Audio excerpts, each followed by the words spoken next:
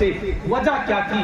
صرف اس وجہ سے کہ وہ نبی کے نواسے ہیں اور انہوں نے دیکھا تھا حضرت نبی اکرم صلی اللہ تعالیٰ علیہ وسلم کو حسین سے محبت کرتے تو بھی امام حسین سے محبت کرتے تھے اور دنیا سنیت کو یہ ہمیشہ پیغام دیتے تھے کہ اے لوگو، حسین کسی عام شخص کا نام نہیں، حسین کسی عام انسان کا نام نہیں، بلکہ حسین نبی کے نواسے، نبی کے لگتے جگر، نبی کے جگر کے ٹکڑے کا نام ہے.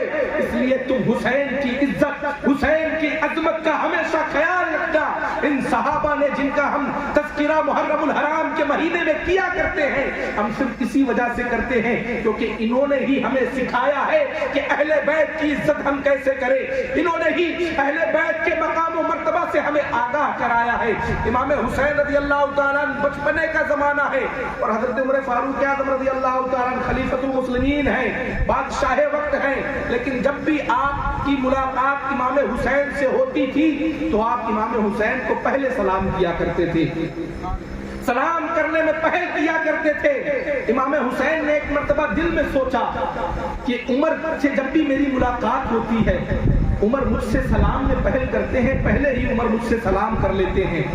کبھی اگر ایسا وقت آیا، مجھے موقع ملا تو میں عمر کو پہلے سلام کروں گا.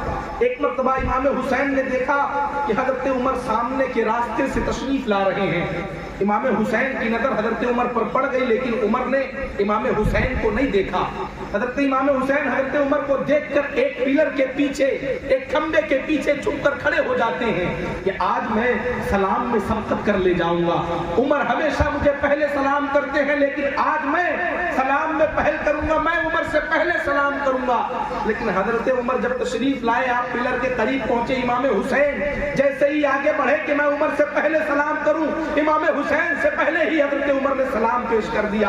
آپ نے جب سلام کیا تو امام حسین نے پوچھا، اے عمر، میں تو اس پلر کے پیچھے، اس کھمبے کے پیچھے چھپا ہوا تھا، آپ کو کیسے پتا چلا کہ یہاں میں ہوں؟ تو حضرت عمر نے کہا تھا، اے حسین، تمہاری صرف شکل و صورت نبی جیسی نہیں بلکہ تمہارے وجود سے جو خوشبو آتی ہے وہ نبی کے جسم کے خوشبو کے جیسی ہی تمہارے جسم سے خوشبو آتی ہے.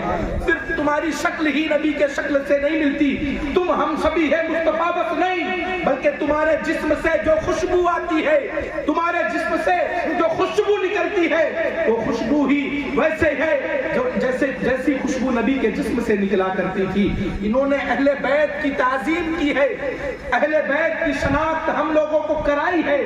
اگر ہم نے آج حسین کے بارے میں جانا ہے، اگر آج ہم حسین کے مقام و مرتبہ کو جانتے ہیں تو یہ صحابہ کرام کی دین ہے. انہوں نے ہی ہمیں بتایا ہے کہ ان کا مقام و مرتبہ کیا ہے، انہوں نے ہی ہماری پہچان ان سے کرائی ہے. اسی لیے ہم امام حسین کا ذکر بھی شان سے کیا کرتے ہیں اور صحابہ کرام کا تذکرہ بھی ہم اسی شان سے کیا کرتے ہیں.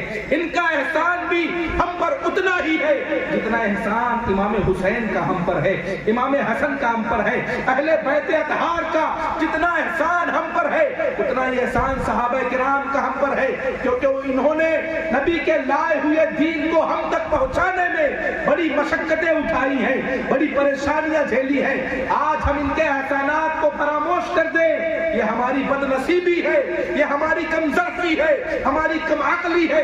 اگر ہم ان کے احسانات کو بھول جائیں یہ ہماری بد نصیبی ہے. لیکن جو ان کے احسانات ہم پر ہیں، اگر ہم ان کے احسانات کا قرض ادا کرنا چاہیں تو اپنی زندگی میں کبھی ان کے احسانات کا بدلہ ادا نہیں کر سکتے ہیں. حضرت عمر فاروق اعظم 10 سال دور خلافت رہی، انہوں نے 10 سال 6 مہینہ 4